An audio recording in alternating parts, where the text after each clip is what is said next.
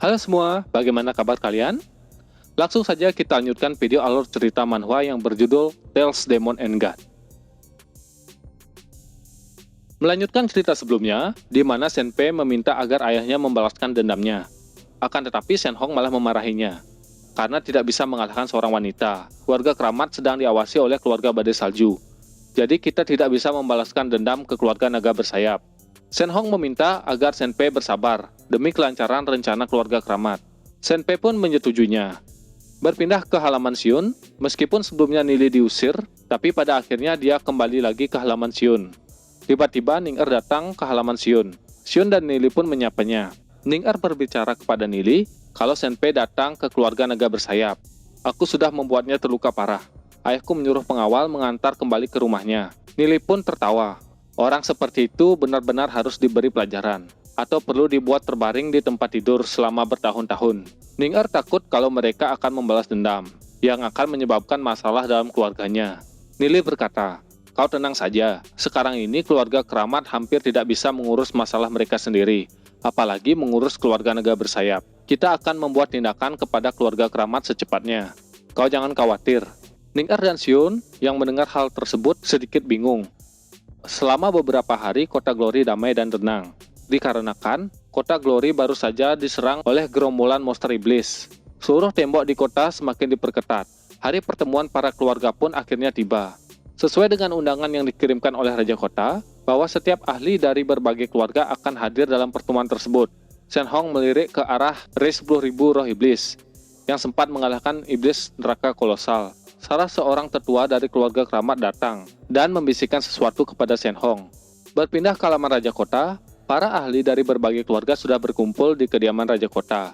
Di dalam kediaman Raja Kota terlihat Huyan berpenampilan cantik, kemudian menanyakan penampilannya kepada Nili. Tapi Nili mencoba mengelak dan mengatakan kalau penampilanku seperti orang miskin. Huyan pun berkata, "Meskipun kau terlihat seperti itu, tapi di mataku kau adalah orang baik. Selain itu, di kota Glory tidak ada lagi yang berani meremehkanmu. Kau berbeda dengan laki-laki kacung yang mendekatiku." Belum selesai Huyan berbicara, Nili sudah menghilang, yang membuat Huyan kecewa. Berpindah ke tempat lain, terlihat Xion diajak ke suatu tempat oleh Nili. Nili berkata, kalau perjamuan sebentar lagi akan dimulai. Saat bertindak kepada keluarga keramat, mereka pasti akan menggunakan segala cara untuk melawan. Nili pun menyegel Xion di rumah tersebut atas perintah Yesong. Karena Xion adalah keturunan langsung keluarga badai salju, pasti akan menjadi sasaran mereka. Jadi Nili membuat Xion tetap aman, kemudian pergi meninggalkan Xion. Xion pun memarahi Nili dan mencoba keluar dari penghalang. Sampai akhirnya Xion menyerah. Xion takut terjadi sesuatu kepada Nili dan ayahnya, dan berharap mereka kembali dengan selamat. Kembali ke ruang pertemuan, di sana terlihat sangat ramai. Nili melihat salah satu tetua memandanginya. Kemudian dia bertanya, "Apa sebelumnya kita pernah bertemu?" Tetua Yeshu pun menjelaskan kalau tetua tersebut adalah Tuan Yeshuo, pemimpin pasukan rahasia. Tetua Yeshuo berkata, "Kami sudah lama mengawasimu. Tak kusangka kau berhasil menembus batas ranah jiwa merah. Bisa sampai ke tahap itu benar-benar jauh melebihi ekspektasiku. Sepertinya kami para orang tua harus segera pensiun." Nili menjawab, "Tetua, Anda masih terlihat segar bugar. Kami generasi muda masih membutuhkan bantuan Anda." Kemudian Nili memberikan hadiah kristal darah merah. Tetua Yeshu mengatakan kepada Yeshuo agar menerimanya. Kalau tidak, anak ini akan merasa sedih. Tetua Yeshuo menerimanya. Terlihat para ahli dari berbagai keluarga telah hadir dan duduk sesuai tempat yang sudah ditentukan. Shenhong tidak melihat keluarga badai salju dan bertanya dalam hati, kenapa cuma Yeshu dan Yeshuo yang ada di sini? Mengapa keluarga kami duduk paling tengah, yang mana kami dapat diawasi oleh semua orang? Nili melihat kalau keluarga Ning-er dan Lu Piao sudah hadir. Nili berjalan ke arah keluarganya, yaitu keluarga Dana Langit. Mereka sedikit berbincang-bincang. Kemudian Nili berkata, "Malam ini akan terjadi sesuatu yang besar. Tolong kalian jaga anggota keluarga kita. Duan Jian, kau ikut denganku." Nili berjalan bersama Duan Jian kemudian berkata, "Begitu pertempuran dimulai, kau awasi Shenhong. Meski kau tidak bisa mengalahkannya, kau harus tetap membuatnya sibuk." Shenhong pun melirik ke arah Duan Jian dan berkata dalam hati, "Kenapa bocah itu bersayap? Dari tadi dalam wujud seperti itu. Apakah dia mau pamer roh iblisnya?" Nili pun berjalan menuju Ning-er dan menyapa Paman Xiao. Paman Xiao mengucapkan terima kasih kepada Nili karena sudah menjaga Ning-er. Nili menjawab, Paman jangan terlalu bersikap sopan begitu. Aku ini temannya Ning Er. Karena ini pertemuan pertama, Nili memberikan bingkisan kepada Paman Xiao. Banyak orang terkejut melihat bingkisan yang diberikan Nili, karena di dalam bingkisan itu terdapat eliksir kelas atas. Dan ada juga kristal darah merah, yang membuat iri banyak orang. Nili pun berkata, Ning Er sudah banyak membantuku, jadi anggap saja sebagai rasa terima kasih. Ning Er pun merasa malu, dan mukanya memerah. Ayah Ning Er berpikir, meskipun sudah mendengar kalau Nili dekat dengan Xiun, tapi itu hal yang wajar jika keluarga besar memiliki banyak istri. Selain itu, Nili sekarang orang jenius nomor 1 di kota Glory. Ning Er tidak salah memilih orang. Melihat hal tersebut, Shen Hong pun bergumam dalam hati. Mereka berdua sudah membuat anakku terluka.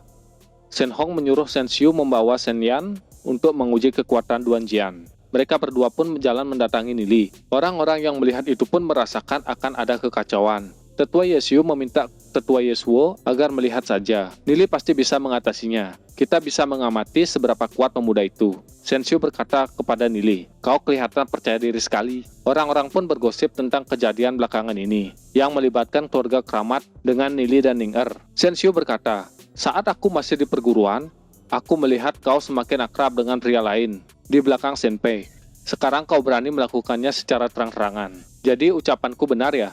Jika kau tidak ingin orang lain mengetahuinya, maka jangan melakukannya sejak awal. Para ahli dari berbagai keluarga menyaksikannya. Hari ini, aku akan membeberkan siapa dirimu yang sebenarnya. Shen Xiu tertawa dan berkata, perjanjian pernikahan antara kau dan Senpei sudah disaksikan oleh kedua belah pihak keluarga. Tapi kau malah ingin memutuskan perjanjian itu. Apa kau pikir keluarga kami mudah dimanfaatkan? Kau sebaiknya kembali dengan kami. Kalau kau mau kembali ke keluarga kami anggap masalah ini sudah selesai. Jika tidak, keputusanmu tidak akan berlaku lagi. Nili berkata, apa kau sudah selesai mengoceh? Mau Ning Er menikah dengan keluargamu atau tidak? Itu keputusannya sendiri. Atau jangan-jangan kau ingin memaksanya? Ning Er adalah gadis yang baik, jadi dia tidak akan melakukan apapun kepadamu. Tapi aku berbeda. Kalau ada orang sepertimu yang ingin dihajar, maka aku takkan segan-segan melakukannya.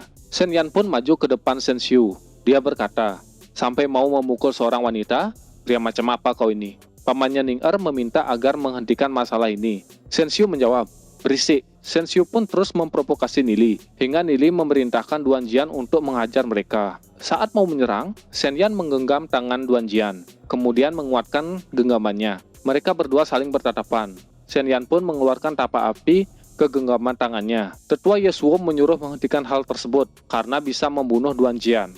Akan tetapi, tapak api Shen Yan yang dapat membakar dan melelehkan baja murni tidak berpengaruh kepada Duan Jian. Akhirnya, Duan Jian melepaskan tangannya dari genggaman Shen Yan dan menendang Shen Yan hingga terjatuh dan tidak sadarkan diri. Shen Xiu yang melihat hal tersebut pun panik. Karena Shen Xiu mengingatkannya kepada keluarga Silverwing, Duan Jian pun memukul Shen Xiu hingga menabrak pilar. Ketika akan menyerangnya lagi, Shen Hong menghentikannya dan minta maaf atas keributan yang dibuat oleh Shen Xiu. Nili yang melihat hal tersebut menggelengkan kepalanya. Bagaimana kelanjutan ceritanya? Jadi, kita akan lanjutkan pada video selanjutnya. Jangan lupa like, komen, dan subscribe. Terima kasih.